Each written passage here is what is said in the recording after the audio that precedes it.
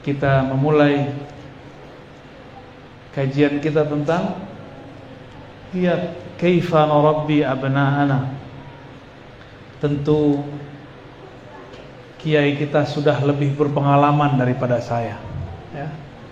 Namun mungkin dari pengalaman itu kita buatkan kisi-kisinya, kiat-kiatnya.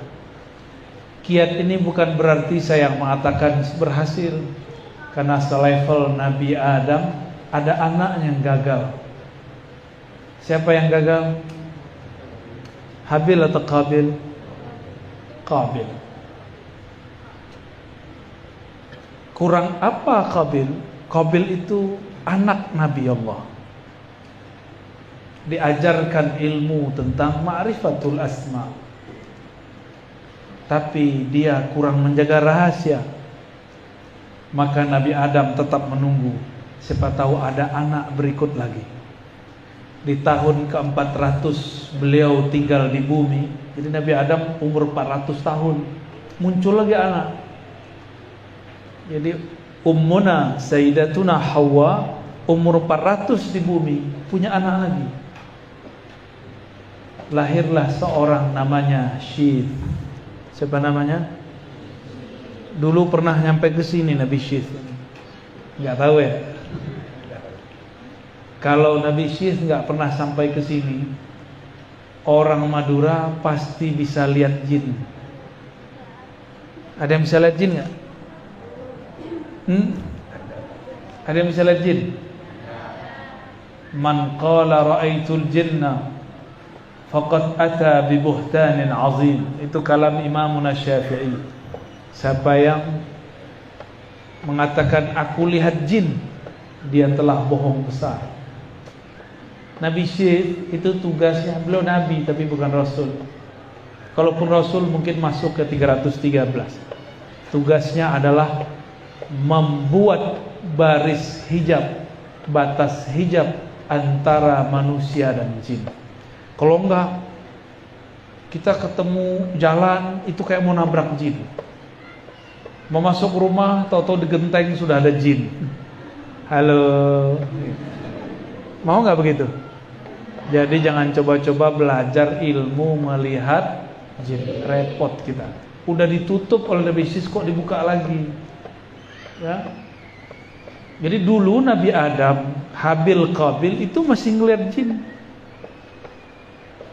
Lihat begini, ya. Samping-samping orang tuh, ngeliat dia. Mau nggak begitu? Mukanya macam-macam, wajahnya macam-macam. Mau? Jadi santri-santri jangan coba-coba belajar ilmu kasyaf jin, ya. Nanti jadi begini tak? Mau? Baik.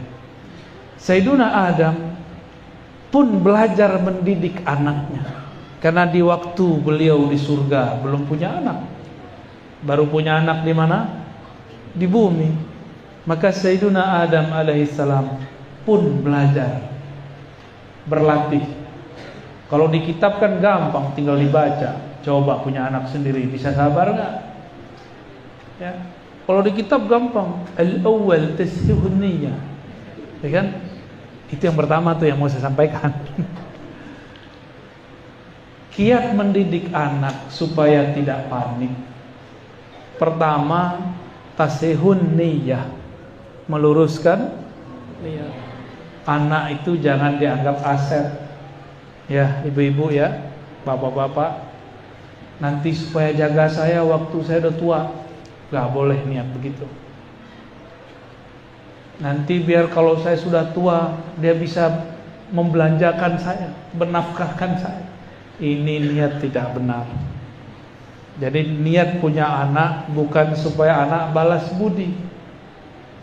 Punya anak itu tugas dari Allah Subhanahu wa ta'ala. Maka Allah memuliakan orang tua dengan kalam wassaynal insana biwalidayhi ihsan. Di surah Al-Ahqaf jelas sekali itu ayatnya. Luqman juga ada. Aku wasiatkan manusia agar ihsan terhadap orang tuanya. Didahulukan jar majrurnya, awalnya dia adalah objek, maudhu, maf'ulnya. Wa wassaynal insana, kami wasiatkan insan, ini maf'ul pertama. Maf'ul keduanya biwalidai, pakai ba. Ba di situ menunjukkan makna serius, benar-benar terhadap orang tua, ihsana. Jadi kata ba tidak hanya jar majrur, tapi ba itu ada makna taukid di situ. Contoh, saya mengatakan lastu bikafirin, itu beda dengan lastu kafiran. Lastu kafiran, saya tidak kafir. Tapi kalau lastu bikafirin, saya benar-benar tidak kafir. Maka taukid itu tidak mesti pakai nun, tidak mesti pakai lam, bisa pakai ba. Tergantung uslub kata-katanya. Nah, ayat ini jelas, biwalidayhi ihsana. Berarti orang tua itu kalau boleh disebut wasiyatullah. Apa sebutan orang tua? Wasiyatullah. Jadi kita ini kalau udah punya anak, kita ini wasiat Allah. Anak amanatullah. Ya. Anak ini amanah dari Allah yang dapat wasiat di situ. Nabi Adam punya orang tua nggak? Punya orang tua nggak? Nggak punya. Beneran? Orang tua fisik nggak punya, tapi orang tua rohani punya nggak?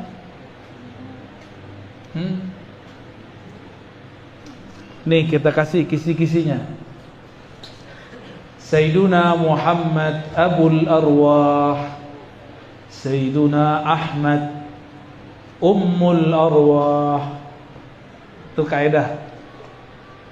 Nabina Muhammad adalah Abul Arwah, bapaknya semua ruh. Bapak di situ bukan berarti dia kawin, bukan. Ini istilah aja. Sayyiduna Ahmad Ummul Arwah, Sayyidina Ahmad. Ini dia juga, cuma beda masa. Sayyidina Ahmad itu azali, disebut Ummul Arwah. Jangan terjemahkan ibu, terjemahkan induk. Induknya para arwah. Jadi Nabi Adam masih punya orang tua, tapi orang tua rohani, induk rohani. Ya, oke. Yang pertama harus kita lakukan apa? Tashihun niyah, bahwa anak itu bukan milik kita, walaupun dihukum fikih anta wa maluka li abik, rawahu Ibn Majah. Kamu dan hartamu milik orang tuamu, itu versi fikih. Tapi dalam bab tauhid, bab akidah tidak. Lillahi ma fis samawati wal ard. Semua milik Allah, suka-suka Allah. Bapak waktu punya anak itu bisa ngatur nggak Pak? Saya pengen cewek, dapat cewek nggak Pak? Nggak bisa ya. Mukanya pengen mirip saya, bisa nggak? Nggak bisa ya. Artinya bukan kita yang mencipta si anak, bukan kita yang atur si anak. Maka hak si anak pulangkan kepada yang punya. Kita cuma dapat titipan. Kita ini cuma titipan. Enak jadi bapak atau ibu? Bapak.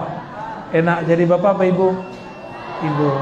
Sebenarnya dua-duanya salah. Kan bapak nggak pernah jadi ibu. Ibu pernah jadi bapak nggak? Itu pertanyaan jebakan. Masih mau jawab nggak? Tidak semua pertanyaan harus dijawab. Ada di Quran, hal ta'lamu lahu samiyya, tak perlu dijawab. Ya. Wala in sa'altahum man khalaqas samawati wal ard, mereka jawab la yaquluna Allah, padahal enggak perlu dijawab. Kalau akhir surat At-Tin apa? Alaihissallah. Ya, perlu dijawab. Betul kalau ahlul qiraah bilang bala, padahal nggak perlu dijawab. Tidak semua pertanyaan mesti dijawab, ya. Jadi saya ulang pertanyaannya, enak jadi bapak atau ibu? Senyum aja ya. Laki-laki itu enaknya cuma sebentar. Ibu itu enaknya sepanjang badan. Serius. Ada yang ketawa. Tapi sakitnya juga sebanyak badan. Jadi berimbang. Maka perempuan itu jangan coba-coba disentuh, berbahaya. Ya, apalagi suaminya gak di rumah, jangan coba-coba dekati. Nabi mengatakan, la tadkhulul mughayyabat, jangan masuk ke rumah yang suaminya tidak di rumah. Jadi yang pertama apa? Tashihun. Iya, pulangkan bahwa anak adalah amanah dari Allah. Kita ini cuma alat titipan. Kalau dititip, gimana kalau kita dapat titipan? Kita jaga nggak titipannya? Kalau dapat wasiat dari orang tua, jaga wasiatnya. Ini yang wasiat Allah, gimana? Itu lebih serius lagi. Jika anak diwasiatkan tentang orang tuanya, apalagi orang tuanya, dia pasti diwasiatkan tentang anak-anaknya. Maka berkatalah seorang nabi, keturunan dari Nabi Ishak, ketika beliau hendak wafat. Nabi Ishak punya anak. Siapa anaknya? Nabi Ishak punya anak, atu doang. Siapa nama anak Nabi Ishak? Ya'qub. Nabi Ya'qub itu ayah dari Nabi Yusuf. Beliau mengatakan, jadi beliau nggak nanya pertanyaan-pertanyaan aneh-aneh. Beliau cuma bertanya, pertanyaannya mesti dijawab. Ma ta'buduna min ba'di. Apa yang akan kalian sembah setelahku? Jadi orang tua nggak nanya, nanti kalian sekolahnya apa nak, makannya apa nak, nggak ditanya begitu. Itu Allah sudah jamin. Tapi yang dikhawatirkan oleh Sayyiduna Ya'qub alaihissalam, apa yang disembah anak-anaknya ketika beliau wafat. Nah, kita begitu nggak? Ibu-ibu, bapak-bapak ini kalau anaknya minta doa, doanya gimana? Semoga lancar rezeki, gitu ya? Bener? Beda sama guru. Guru kalau doain murid, semoga engkau selamat dunia akhirat. Lebih cakep mana? Lebih tinggi sisi keorangtuaan guru atau orang tua biologis? Guru. Kalau orang tua cuma doain kamu sehat-sehat ya nak ya, lancar rezeki. Berarti dia nggak memikirkan husnul khotimah, suul khotimah, nggak memikirkan masuk ke kubur. Itu sebabnya kebanyakan orang tua hubungan kita cuma sampai hayat ini berakhir. Selebihnya hubungannya gurumu siapa? Mau jadi orang tua begitu? Maka jadilah orang tua seperti Nabiullah Ya'qub. Nabiullah Ya'qub bertanya, ma ta'buduna min ba'di. Orang tua begini sekaligus jadi guru. Walaupun sekolah tidak tinggi, kita boleh bertanya kepada anak-anak. Cuma kalau bapak ibu ini bukan ustadz, ustazah, jangan ceramahin anak. Kan bukan berceramah. Untuk anaknya santri, dia bilang, kalau orang ini Madura bilang iya pak, gimana? Engge gitu orang Jawa. Hah? Eki, kayak nama temanku. Eki gitu ya. Hengki. Astagfirullah. Mohon maaf ya bu, susah mengulangnya. Harus kursus bahasa Madura ini ya. Hengki gitu ya. Sahih. Ya udah saya pakai bahasa Jawa deh. Engge gitu kan. Bener, kalau orang Jawa gitu nggak? Anaknya ustadz, diceramain. Untung anaknya ustadz, santri. Maka dia tahu adab kepada orang tuanya. Dia bilang, iya, baik. Iya, padahal orang tuanya ngomongnya belepotan, gak jelas. bukan ustadz, ustazah, tapi ceramain anak. Tapi kalau anaknya santri dia beradab. Kalau anaknya nggak santri, dia bilang apa? Cukup lah Pak. Udah lah Mak, saya juga tahu. Ada lagi yang parah, tiba-tiba dia kabur. Maknya lagi merem, nangis-nangis, anakku, tahu-tahu anaknya udah pergi. Jadi kalau kita bukan ustadz ustazah, bukan muallim muallimah, jangan terlalu banyak juga nyinyir kepada anak, cerewet jangan. Berbicara seperlunya. Ya. Yang pertama kembali tashihun niyah. Maka Nabi Yakub karena dia meluruskan niatnya, dia tanya, apa yang kau sembah setelahku? Lalu anak-anaknya menjawab, yang kami sembah Tuhan engkau, ilahaka wa ilaha abaika, dan Tuhan dari kakek-kakekmu, Ibrahim, Ismail, Ishak. Itu jawaban anak-anak mereka. Itu anak-anak mereka dulu pernah nakal, buang Sayyidina Yusuf. Namanya anak-anak, iri nggak? Nah, coba lihat tuh, iri-irian tuh. Ya. Biasa begitu anak-anak. Jangan kemudian ngeluh, kenapa ya anak saya begini? Biasa aja. Anak Nabi Yakub berkonspirasi, tahu konspirasi?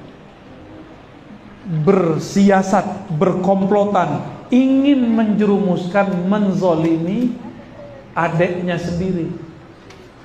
Nabi Yusuf emang begitu. Ternyata usut punya usut, beda ibu. Nabi Yusuf dan Bunyamin itu ibunya berbeda dengan saudara yang lain. Jadi anak-anak itu pasti ada kecemburuan, pasti ada cemburu, ya. Nanti dia lihat abangnya dimarahin, dia tidak. Abangnya nanti cemburu. Kok saya dimarahin, adek tidak? Gitu. Nanti cemburu. Padahal karakternya beda. Si abangnya bisa dimarahin, adeknya nggak bisa dimarahin. Bisanya cuma dicuekin. Beda anak, beda watak. Bisa request nggak Pak kalau punya anak? Ya Allah, anakku wataknya kayak aku deh, gitu, bisa nggak? Nggak bisa. Kalau bisa saya bikin anak banyak-banyak Pak. Tapi nggak bisa soalnya, ya.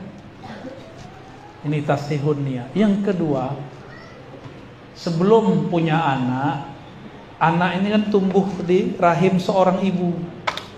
Maka pastikan tempat tumbuhnya adalah tanah yang subur dan halal. Jangan hanya subur, ya, harus halal. Kalau subur banyak nggak? Banyak yang subur, tahu-tahu udah belendung aja. Maryam zaman now, Maria hadzal asr, ya. Belendung aja perutnya.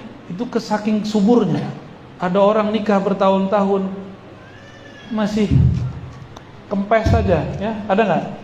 Ada orang nikah pengen punya anak, Allah nggak kasih. Ada orang belum nikah, Allah kasih anak. Pilih mana? Jangan pilih dua-duanya. Ya, milih salah satunya salah lagi ntar. Baik. Saya mau tanya, duren Madura sama duren Jawa rasanya sama nggak? Padahal bijinya apa yang beda? Tanahnya. Sudah pernah makan duren Sumatera belum? Sumatera, duren Palembang, duren Padang, duren Medan? Belum? Mau nggak? Duda keren. Mau? Bapaknya pasti cemburu, ya. Duren ini asli duren. Bijinya sama. Taruh satu di Jawa, satu taruh di Madura, satu taruh di Bogor, satu taruh di Medan, satu taruh di Padang. Rasanya beda. Hasilnya beda. Bibitnya sama, tapi rasanya tumbuhnya pun beda. Kok bisa beda? Karena lain tempat tumbuhnya. Daerah Sumatera atau daerah Madura mungkin bagi sebagian tempat lebih panas, cocok dengan duren. Sedangkan tempat yang lain dingin, tidak cocok dengan duren. Ini contoh aja ya. Contoh duda keren. Ini yang disebut bibit. Jadi nggak salah juga orang dulu mengatakan bibit itu penting, nak. Ya. Bibit itu penting. Bisa nggak nanam jagung di atas kerikil? Ya. Nanam jagung tapi di tepi jalan aspal, tumbuh. Tapi hasilnya bagus nggak? Nggak bagus. Maka bibit ini perlu. Namun tidak lebih perlu daripada yang satu lagi. Fasfar bidatid din. Meskipun jamal cantik, nasab bagus, nasab hasab, tapi lebih penting din. Apa arti din? Bukan agama, akhlak. Kalau agama status. Kalau agama orang Islam semua ntar. Bukan. Fazfar bidatid din. Ad-din yakni al-akhlak. Din di situ artinya saya jatuh cinta dengan fulan. Kenapa? Dia hafiz Quran. Belum tentu benar. Hafiz Quran belum cukup. Apa akhlaknya? Apakah adab dia adab hamalatil Quran? Itu baru dia punya din. Kawan saya, karena dia sudah bercerita, tentu saya boleh juga menceritakan ulang. Murid dari Mbah Yai Asrori, Kedinding, Surabaya. Benar Kedinding ya? Seorang pemimpin thariqah, ahli zikir, sangat tawadu. Beliau punya murid, sahabat saya, tobat, udah nikah berkali-kali gagal. Maka datanglah kepada Mbah Yai Asrori. Mbah Yai, saya pengen nikah lagi, tapi sama yang soleha. Ditanya, soleha kayak gimana? Ya hafizah lah. Dia cuma hafiz kul huwa ma kul a'udzu falaq kul a'udzu bin nas. Mau cari yang hafizah al-Quran. Sekufu enggak? Sekufu enggak? Enggak. Bahaya sore diem. Enggak restu. Enggak restu beliau.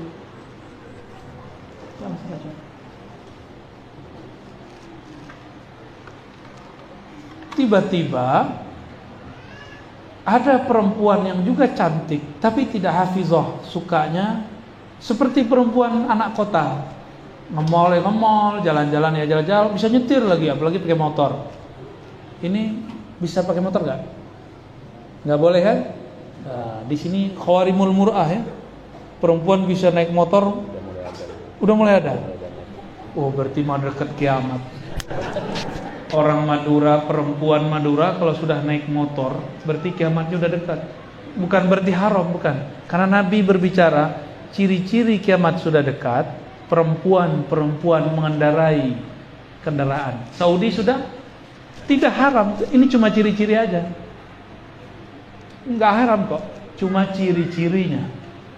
Udah terjadi sekarang di Saudi, perempuan nyetir lebih aman daripada setirin sopir jadi pacarnya ntar.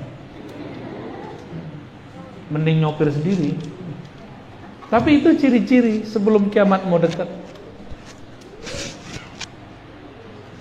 Yang saya tahu orang Madura ini perempuannya pakai sarung, bener nih. Kalau sarung naik motor gimana tuh? Nyangkut gitu. Gawat, ntar kalau jatuh lepas semua. Orang mau bantu nggak jadi bantu, malah kemudian nonton.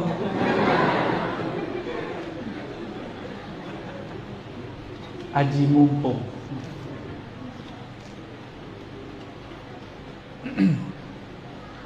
Kembali ke yang tadi ya. Kita stop dulu lah bagian itu ya. Ini tulisannya bagus nih. La bini. Tidak ada bini.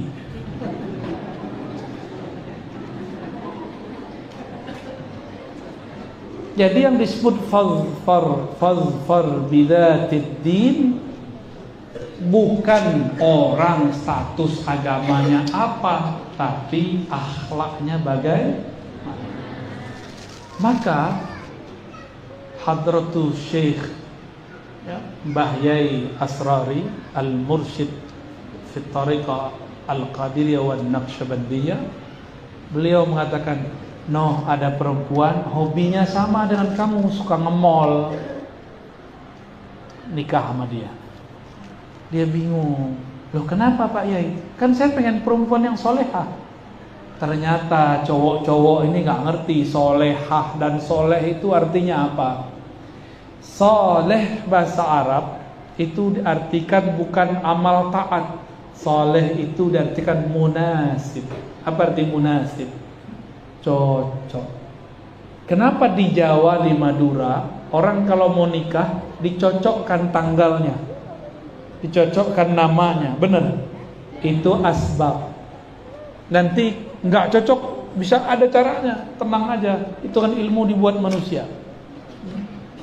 Misalnya namanya depannya D, yang perempuan depannya E, nggak cocok, gampang, tinggal depannya tambahin nama. Kan semua kita keturunan Adam, boleh tambahin Adam, Adam D. Semua kita kan pengikut Nabi Muhammad, boleh kita tambahkan Muhammad D, boleh, nggak masalah.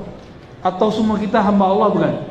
Tambahin Abdullah D, bisa.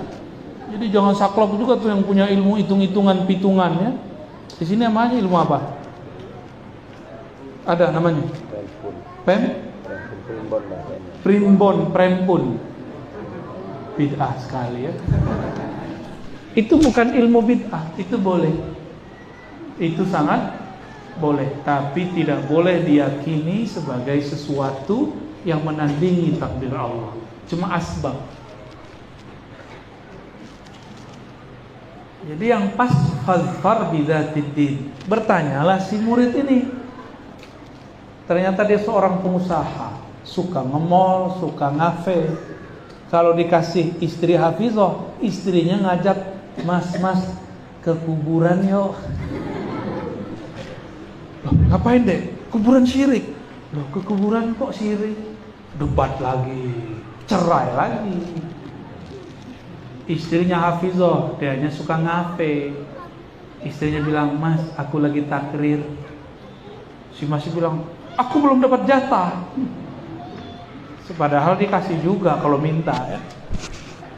Cuma karena tidak munasib, tidak soleh. Soleh itu cocok antara karakter laki-laki dan perempuan. Itu namanya soleh. Maka soleh itu salah satu furuknya, cabangnya adalah kufu. Orang beda nasab, jomplang, ini gawat, jomplang ya. Satu perempuan nasabnya tinggi, si laki-laki tidak. Oh, nanti diintimidasi sama si perempuan. Suami-suami takwa kepada istri. Minal muttaqin, hudal lil muttaqin. Kebetulan namanya Hudal.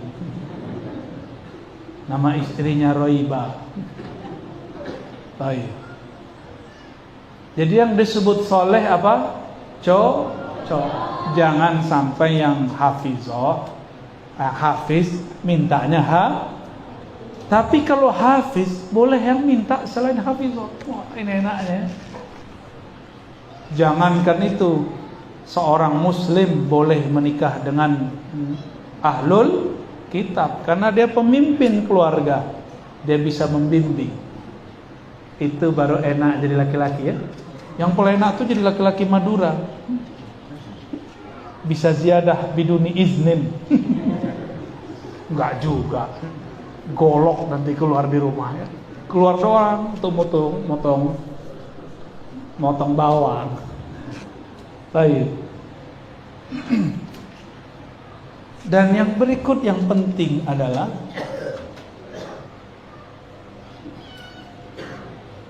sudah tahu tadi fasfar bizatiddin, maka yang berikut, kalau kita mau dapat anak,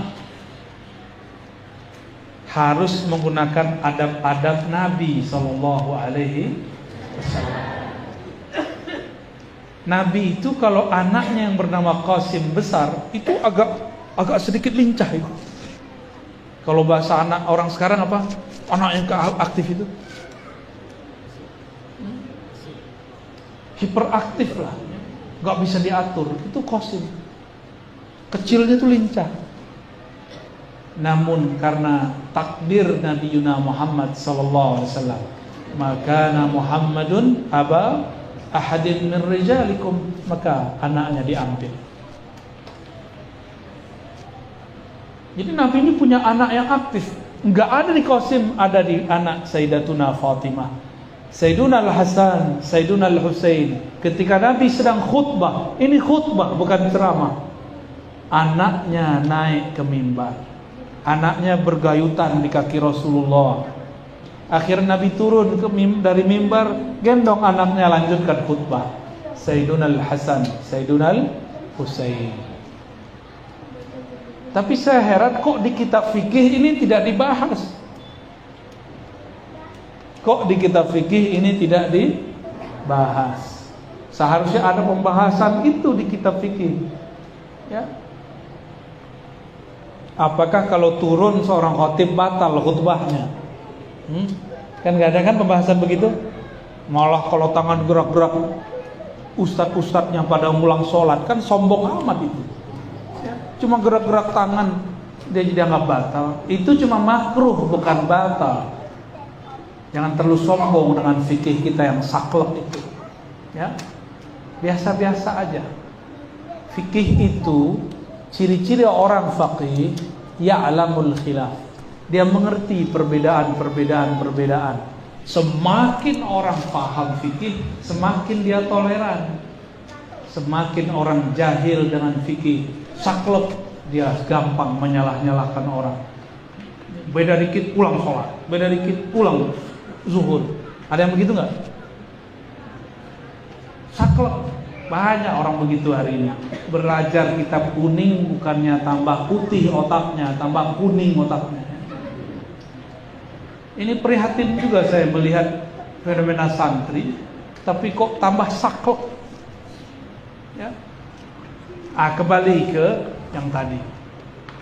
Jadi kalau sudah bagus dinnya, sudah soleh, ya, sudah cocok, maka kalau mau bikin anaknya harus sesuai dengan sunnah Nabi Sallallahu Alaihi. Ya harus hafal doanya lah, ya kan? Cuma doanya nanti belajar di kitab apa namanya? Pura-pura nggak tahu.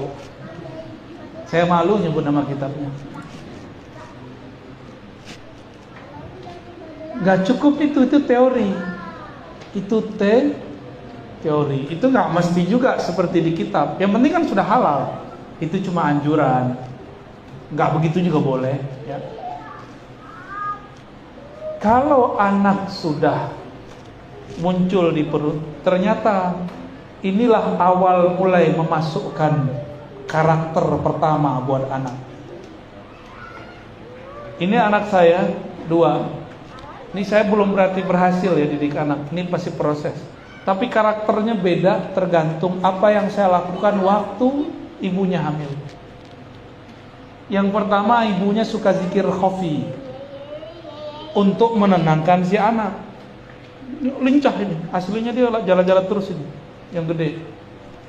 Disuruh zikir khafi. Tapi di sela-sela hari-hari tertentu, ibunya dia suka musik yang agak sedikit kenceng, ngerok. Udahlah pakai rok panjang, ngerok. Saya orang yang sukanya seni-seni musik yang halus, sedangkan dia sukanya yang kenceng. Sampai hari ini kalau ada musik kenceng, dia bilang, Bibi jangan matiin, Bi. Radio, kita kalau nyetel radio di mobil, terus ada bunyi musik yang kenceng, langsung badannya gerak tuh. Kalau saya telinga saya langsung capek. Aduh, udah istighfar berkali-kali, dia malah menikmati. Jadi itu berpengaruh. Apa hobi orang tua waktu ibu waktu hamil. Pada mau hamil kan ini? Yang sudah pasti ingat-ingat tuh. Apa hobi kita ngaruh kepada anak. Ya. Yang kedua, istri hobi baca hizib. Hizibnya dibaca. Baca Quran, khataman Quran, dalail. Tahu dalail khairat? Ya, ini anak dalail ini. Khataman dalail mulai. Kalau kau dengerin sholawat dia langsung tenang. Ada efek. Berarti kalau mulai didik anak semenjak masih mulai perdengarkan yang indah-indah, yang bagus-bagus.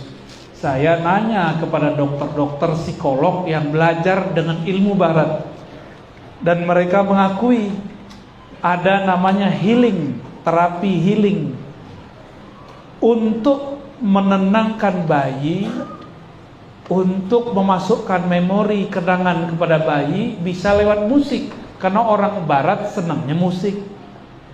Kalau kita kan ada sholawatan, benar nggak? Ada sholawatan, tapi kan sholawat juga ada dua. Ada sholawat yang tuntah, benar. Ada sholawat yang tanpa pakai musik. Coba nanti anaknya akan beda-beda tuh. Jadi jangan salahkan anak kita, kok anak kita begini dan begitu. Terus yang berikut, kalau sudah begitu, baru lahir apa yang dilakukan?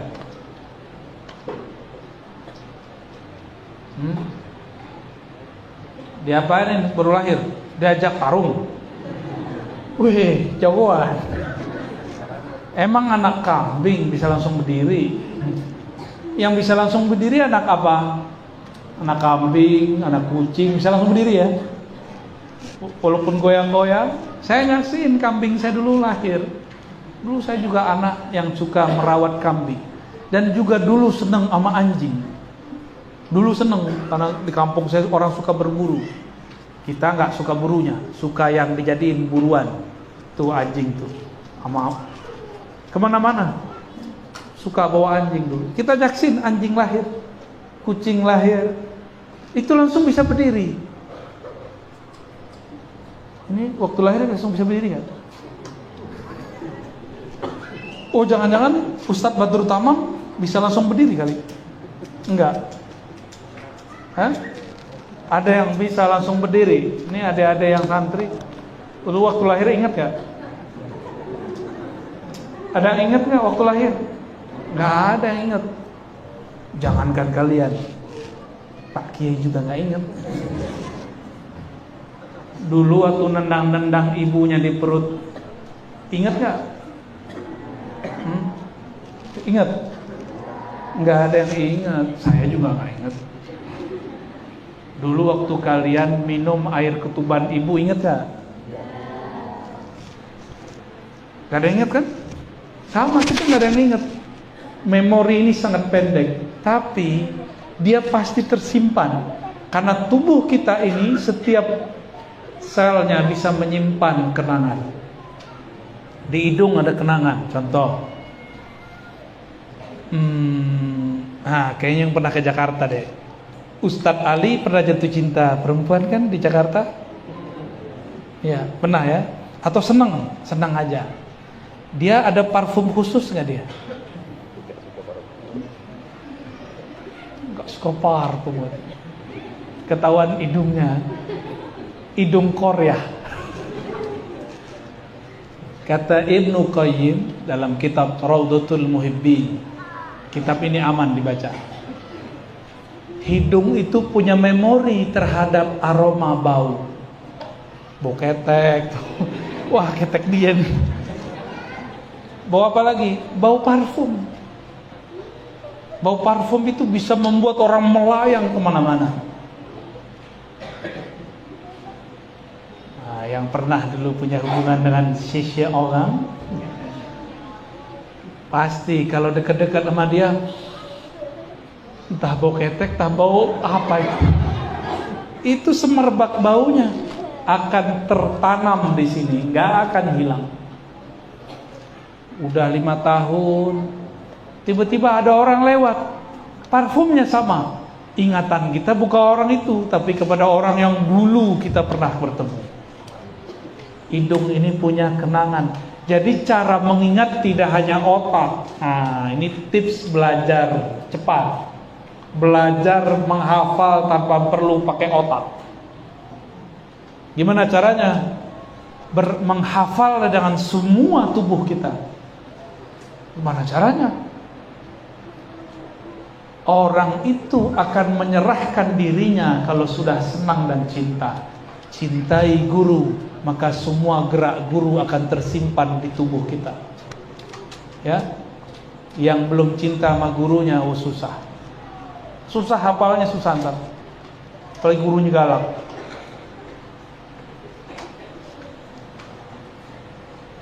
Kalau awal bayi baru lahir, dia apain? Diajak ngopi, dia azani, ya, pakai mic nggak perlu, ya. Langsung azani.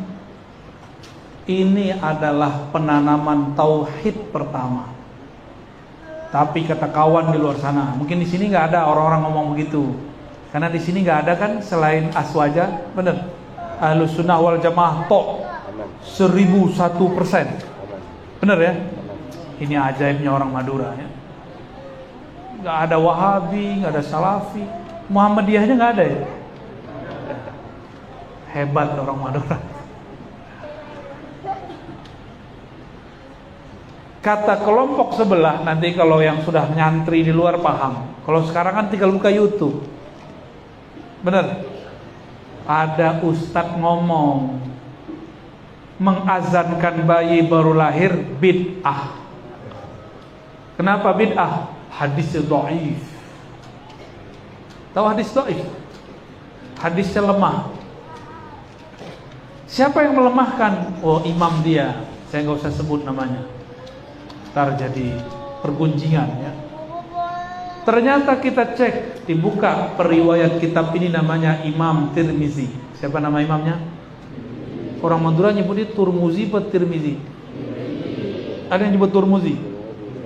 Turmuzi, boleh, itu sah. Cuma kurang populer. Itu nama kota di Uzbek, namanya Tirmiz, bukan Turmuz. Ya, karena itu ismul alam, tidak ada qiyasnya, tidak ada wazannya. Kan nggak bisa. Tarmaza, Tirmizi, Turmuz, kan nggak bisa kan? Nggak ada, itu kaidah baru keluar barusan, dan itu bid'ah. Ya. Imam Tirmizi nulis kitab Sunan Tirmizi di bab Kitabul Aqiqah. Hadis pertamanya tentang Nabi azana fi uzunil maulud. Nabi mengazankan di telinga bayi baru lahir, yaitu Sayyidina Al-Hasan atau Sayyidina Al-Husain. Nabi berazan. Jadi Nabi gak pernah azan dalam riwayatnya untuk sholat. Nabi azan ketika bayi baru lahir. Suara saya gak bagus, kan gak penting suara bagus. Yang penting bisa azan. Maka kalau punya suami harus bisa azan. Ada kalimat penting di situ. Allahu Akbar, Allahu Akbar. Asyhadu an la ilaha illallah. Asyhadu anna Muhammadar Rasul. Yang paling aneh, kok dipanggil hayya ala sholat? Kan si anak belum bisa sholat. Gimana dong? Hah? Si anak itu udah sholat, cuma kita yang gak tahu. Sholatnya bayi itu ngeak-ngeak, itu dipanggil Allah itu. Ya Allah lapar, ya Allah lapar. Allah kirimlah orang tua, orang kirimlah ibu. Maka ayah ibu itu utusan Allah untuk anaknya, disebut wasiyatullah. Itu sebabnya durhaka kepada orang tua sama dengan durhaka kepada Allah. Itu baru orang tua fisik. Gimana orang tua batin, yaitu guru rohani? Durhaka kepada mereka pasti su'ul khatimah. Nauzubillah min dzalik. Jadi pertama kali diazankan Inilah yang disebutkan dalam satu riwayat, alimu auladakum la ilaha illallah. Walaupun hadisnya tidak sampai derajat sahih, tapi maknanya sahih. Ajarkan anakmu pertama kali kalau baru bisa ngomong la ilaha illallah. La ilaha illallah bahasa Arab atau bahasa apa? Terserah. Karena bayi itu menangkap rasa. Pakai perasaan itu bayi. Bunyinya la ilaha illallah boleh, pakai bahasa Madura boleh, bahasa Indonesia boleh. Dalam satu riwayat walaupun tidak populer, ketika hujan turun ada seorang sahabat, ya, bahkan disebutkan riwayat itu sahabat Rasulullah di masa Nabi hidup. Itu sahabat ketika bayinya digendong, hujan turun, apa kata dia? Wahai anakku, saksikan Allah menurunkan hujan. Padahal anaknya belum ngerti juga. Biar jadi memori masuk ke telinga anak. Tapi jangan banyak-banyak, jangan ceramahin bayi. Dek, nanti kalau kamu dewasa, anaknya nggak ngerti. Sama dengan anak kelas 1, diajarkan pakai pelajaran kelas 3, nggak bisa.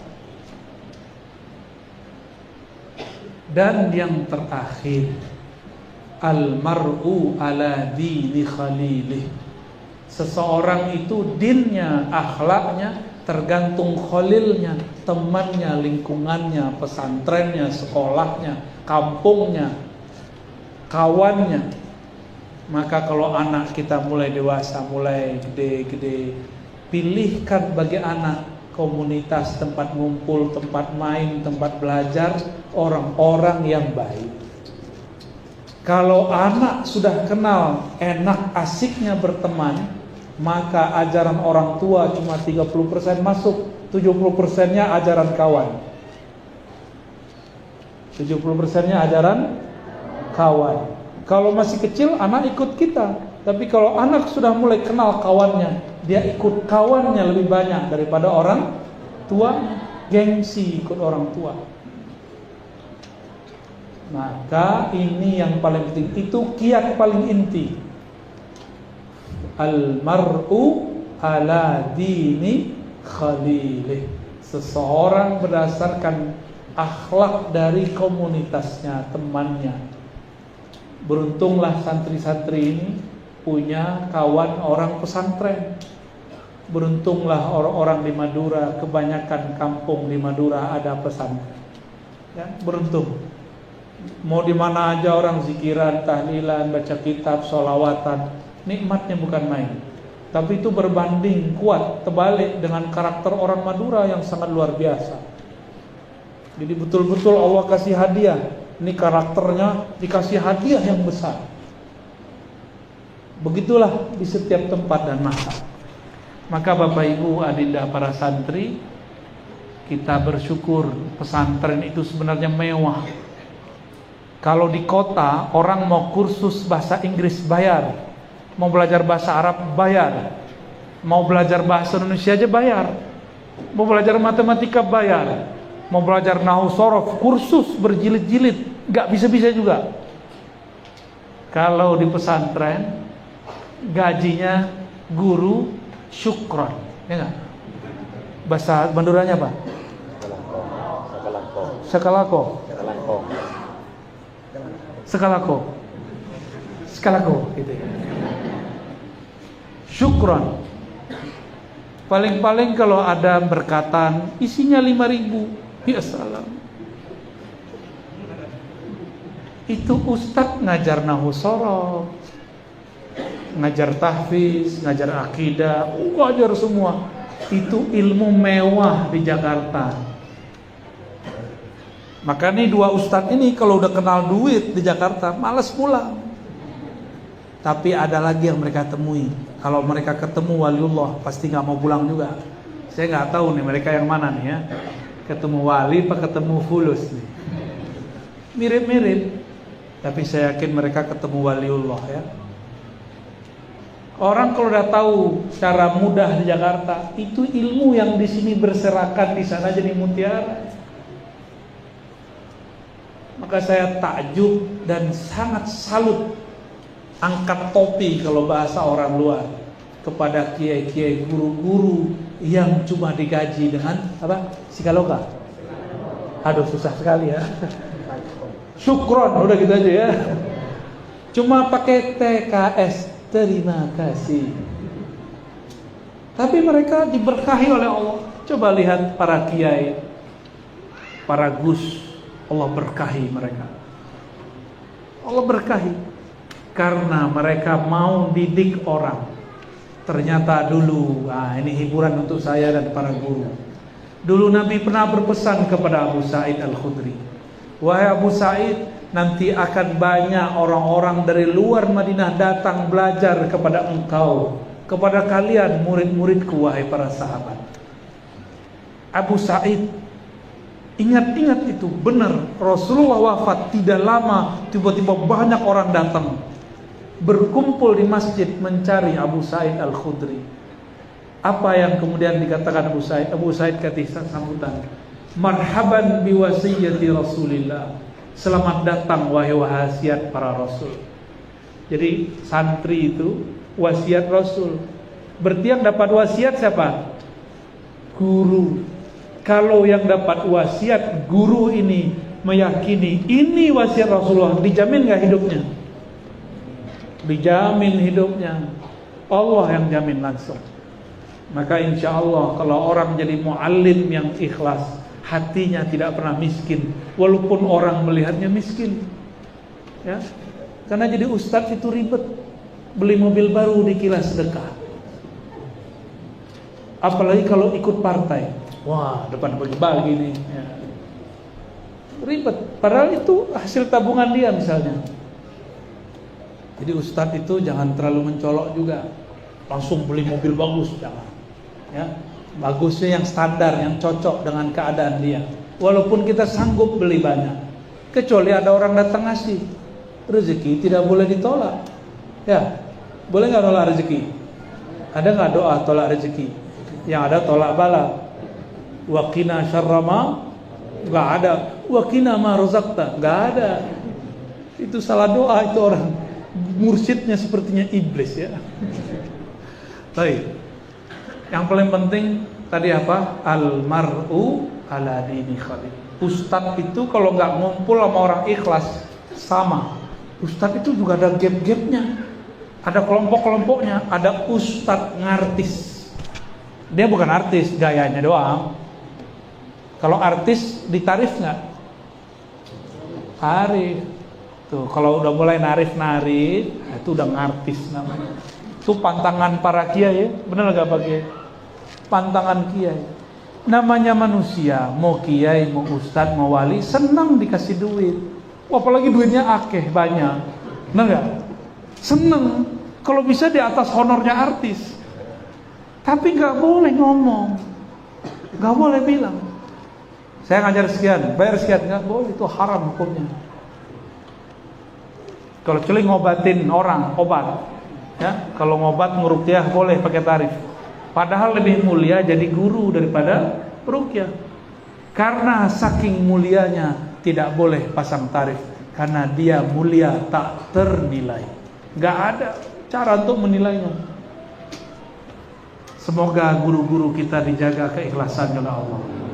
Semoga jamaah murid-muridnya suka memberi hadiah. Amin ya rabbal. Allahumma salli ala Muhammad.